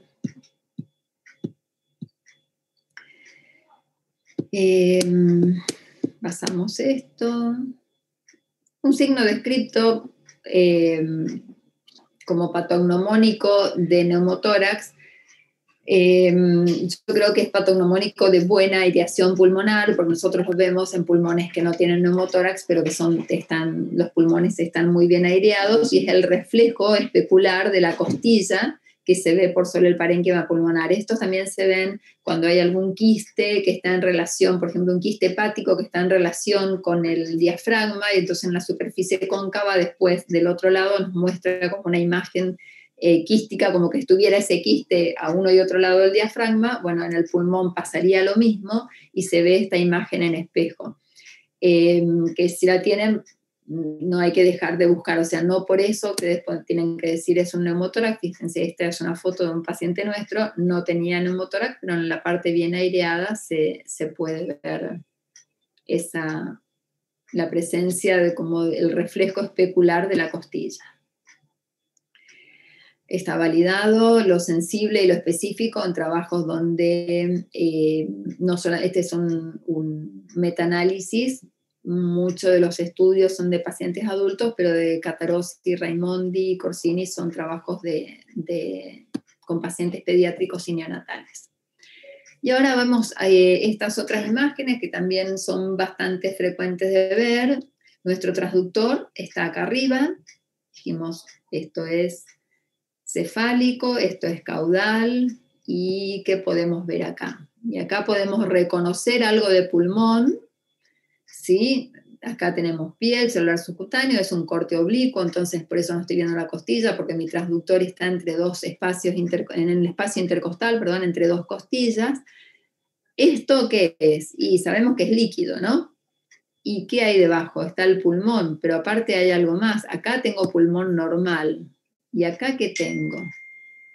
Y acá tengo un pulmón. Si es pulmón, parece un hígado, está totalmente colapsado. Y fíjense esto, que también, acá tengo el hígado, acá tengo una colita del pulmón, esto es lo que se llama el signo de la medusa, que es el pulmón colapsado que está flotando en el líquido. ¿Y eso qué puede ser? Bueno, puede ser un colapso porque tuvo un derrame inicial, puede ser un derrame secundario a una neumonía, ¿sí? ¿Ven cómo está la cola del pulmón flotando en el líquido? Esto es esta imagen fue un truco mío donde lo que hice fue poner como si fuera, porque en realidad, por convención ecográfica, siempre la imagen se muestra de esta manera, pero lo que yo hice es jugar con la imagen para que ustedes vean. Este es el bebé, acá está la cabeza, acá están los pies, acá puse el transductor en la pared lateral, es el lateral derecho, acá está el hígado, acá está el pulmón y este es todo el sitio del derrame, ¿sí? Entonces veo el pulmón, la colita ahí flotando en el derrame, acá el diafragma y veo el movimiento y este pulmón, ustedes ven que no tiene característica de pulmón, porque parece un hígado, está colapsado, ¿sí? No tiene nada de aire, no veo líneas A, no veo líneas B, lo que veo parece ser algún tipo de broncograma estático, esas líneas blanquitas que veo ahí, esos guioncitos hiperecogénicos, ¿sí? Son los broncogramas aereostáticos, y esto es similar, ¿sí? Entonces, ahora ya tienen otra cosa más que sumar, tenemos líneas A, líneas B, y ahora vemos algo en el pulmón que veo una consolidación pulmonar, ¿sí? Es un tejido que no tiene aire, entonces no puede transmitir, esto puede estar cerca, en contacto con la pleura, entonces yo acá tengo que hacer diagnóstico de consolidación y después veré si es una neumonía, si es una atelectasia o qué tipo de consolidación es, ¿sí? Pero bueno, saben otra imagen que pueden encontrar en la ecografía pulmonar. Vamos a ir un poquito más. Esto es todo parecido, son áreas de derrame. Estas son similares. Muchos son pacientes con neumonía, con derrames secundarios a neumonía o con quilotórax, por ejemplo. Esto está hecho con un transductor cardíaco, con un convex, y lo que hice fue ponerle el transductor sobre el hígado en el espacio subcostal, bien por debajo del esternón. Entonces lo primero que tengo por debajo del transductor es el hígado, y como estoy apuntando hacia atrás y hacia arriba, lo que tengo más abajo es espacio pleural y pulmón nadando en un líquido de derrame. Y esta es la parte de la espalda del bebé. Bueno, nada, a veces no tenemos acceso al tórax y tenemos que, porque tenemos venda, porque tenemos gasa, porque quizás ya tiene un tubo de tórax el paciente, entonces yo tengo que tratar de buscar si la persistencia del derrame, bueno, son trucos que vamos haciendo para poder llegar al diagnóstico. Que si tenemos un paciente así, con esta placa de tórax, que empieza con más dificultad respiratoria y que le hacemos una radiografía de tórax y nos presenta esto, y acá, ¿qué podemos decir? Si bien está rotada la radiografía, podemos decir, no sabemos si es una atelectasia masiva, si es un derrame. Entonces tomamos el ecógrafo y lo primero que podemos hacer es ponemos el transductor y ya podemos ver lo que tiene. Y siempre investigar todos los lados. Del lado derecho teníamos pulmón perfecto, pegado a la parrilla costal, bien aireado, líneas B, y cuando le ponemos del lado izquierdo lo que vemos es líquido y este signo de la medusa, el pulmón nadando en líquido, ¿sí? Fíjense, le hacemos un transversal y vemos, se llama el signo del festón, ¿sí? Porque el pulmón que está acá se va moviendo cuando ponemos el modo M, ¿sí? Pero en realidad está nadando el líquido ese pulmón, y el diagnóstico era un posquirúrgico cardiovascular, y el diagnóstico fue después de la punción, porque el bebé ingresó en asistencia respiratoria, fue un quilotórax. Se drenó y se resolvió el problema. Para neumonía, consolidaciones, dijimos lo importante que es buscar siempre en las regiones posteriores, ¿sí? Es tan útil y puede reemplazar la radiografía de tórax, ¿sí? ¿Cuáles son las características? Anomalía de la línea pleural, puede desaparecer, estar irregular, como fraccionada, la hepatización del tejido subpleural, ¿sí? Vamos a encontrar el broncograma. la presencia del síndrome intersticial por debajo del sitio de la hepatización, ¿sí? Va a desaparecer el deslizamiento pulmonar y vamos a tener el pulso pulmonar, ¿sí? Que es el movimiento del pulmón sincronizado con la frecuencia cardíaca. Todos estos signos son 100% sensibles y específicos de neumonía. Esto es como vimos en otras imágenes, como se puede ver, acá hay mínimo derrame, no es tan extenso como les mostré en los anteriores, pero un área de consolidación se ve así, ¿sí? Estas imágenes hiperecoicas brillantes, como guioncitos brillantes, son los broncogramas aéreos que podemos tener, estáticos y dinámicos. Dicen que los dinámicos son los que acompañan a la neumonía, los estáticos son más relacionados a las atelectasias. Los dinámicos en neonatología, a diferencia de los broncogramas aéreos, en el adulto el bronquio es más grande, el flujo de aire es mucho mayor, entonces es más fácil ver un broncograma aéreo. Pero acá yo les tengo que decir a ustedes que fíjense, cuando un cometita, como es ver una estrella fugaz, cómo un cometita puede entrar y salir de esa imagen, ¿sí? De repente puede aparecer y desaparecer. Y eso es aire que va entrando, que entra y sale del bronquio con la inspiración y expiración. A ver si tenemos alguno más. Tengo uno que saqué de un libro, de una publicación, pero bueno, es ese movimiento muy sutil en un neonato de 2 kilos, de 3 kilos, a veces muy poco lo que podemos ver, pero la imagen de consolidación la vamos a ver siempre así. Y si encontramos una línea que se llama línea fractal por debajo de esa imagen de consolidación, de ese pulmón no aireado, una línea fractal o fractal line que describe Lichtenstein, un pulmón con predominio de líneas B por debajo, es mucho más relacionada a esa imagen a una neumonía. Uno también tiene que poner en contexto del paciente, ¿sí? Si el paciente tiene signos de infección, empeoramiento del cuadro clínico, ¿sí? O es un paciente que se le introdujo el tubo y de repente lo encontramos que tiene esta imagen. Esta es la que saqué de la web, de una publicación. Fíjense que es nada que ver ¿ven estas imágenes cómo se llena el bronquio? Bueno, ese es el famoso, o acá que aparece esta línea que va y viene, ese es el famoso broncograma aerodinámico patognomónico de la neumonía, ¿no? Es el broncograma aéreo que conocemos nosotros, que vemos en las placas. Acá también podemos ver una línea, esto es un paciente neonatal. Acá no llegamos a encontrar el broncograma aerodinámico. Es muy útil la ecografía en pacientes para observar las neumonías retrocardíacas, ¿sí?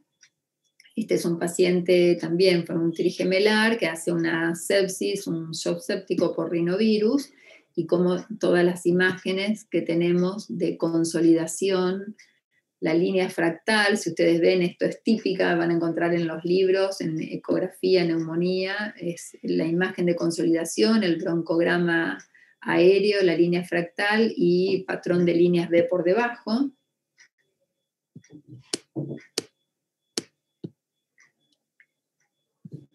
Y bueno, esta también imagen de neumonía con bebé con dificultad respiratoria. Fíjense que en la placa vemos acá un pequeño derrame y cuando hacemos la ecografía hay una imagen de consolidación acompañando el derrame, lo que nos ayuda a hacer el diagnóstico junto con empeoramiento del cuadro clínico, con aumento de blancos, con PCR. Bueno, es todo el conjunto como siempre hacemos los neonatólogos para diagnósticos de neumonía, ¿sí? O de infecciones.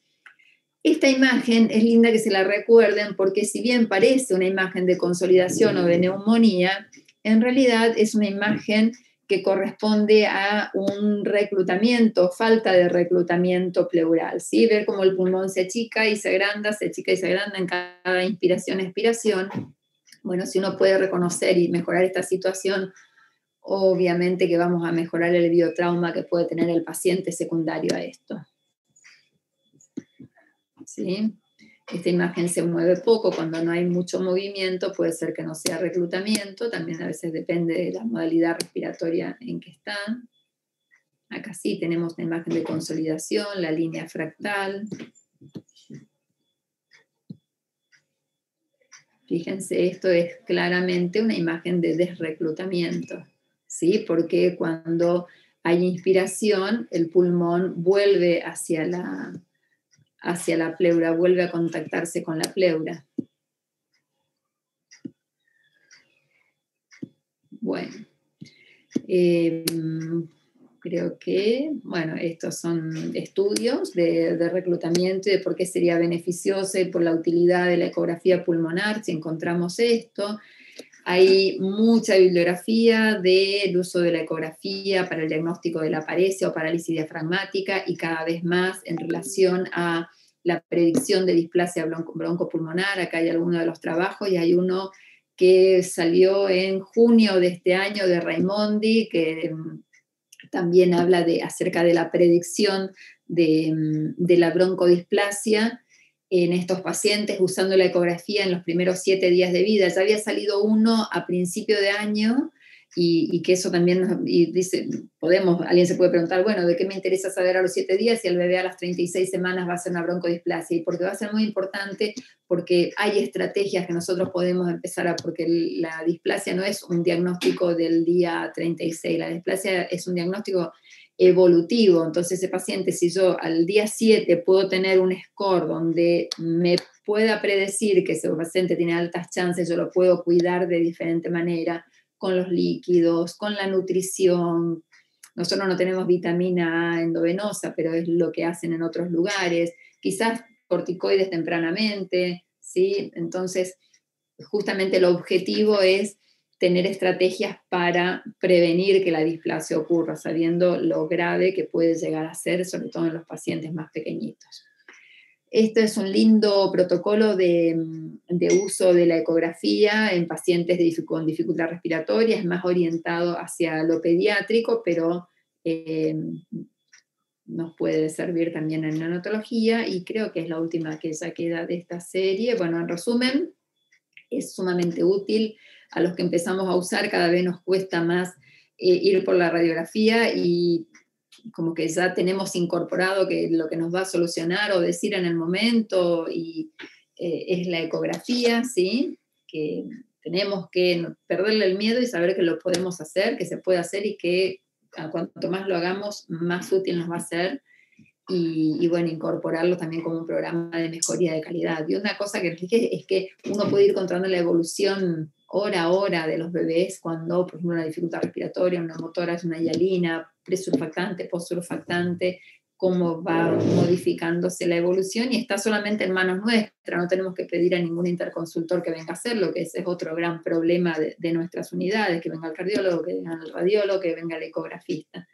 Así que bueno, a los que quieran hacer preguntas, pobre, los aburrí tanto, ya se hizo tan largo, pero es así, no se termina esto. Es un continuo y cada vez hay más publicaciones con cosas nuevas, así que a los que quieran preguntar algo.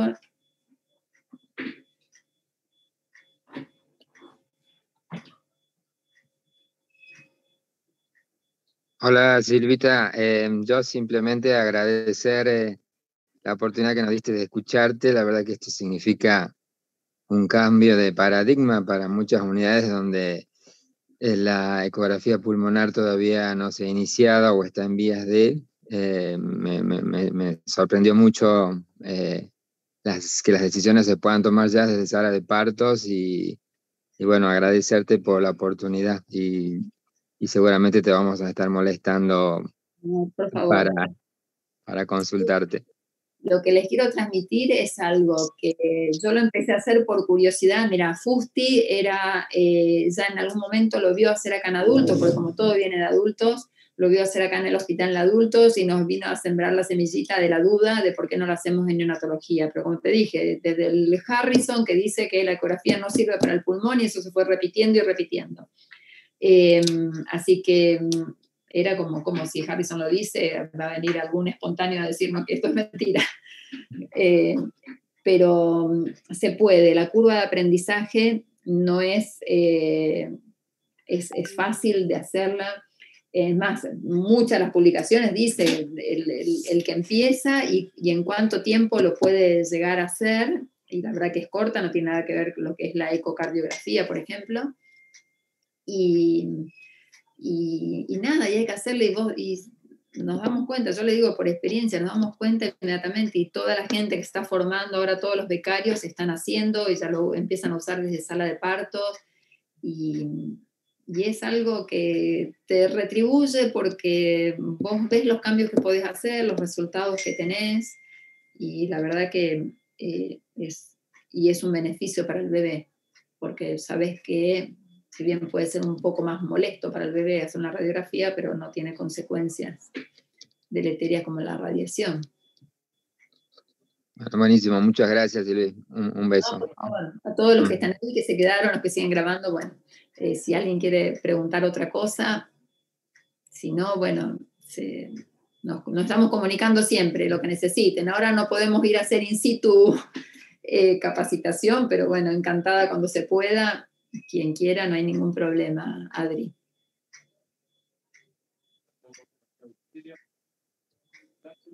¿Hay alguien que está hablando? No escucho. Adri. Bueno, gracias a todos por estar ahí, por escuchar. Y bueno. Gracias, la verdad que cada vez es como que uno se tiene que animar, me parece más, a hacer más cosas, las ecografías más seguido.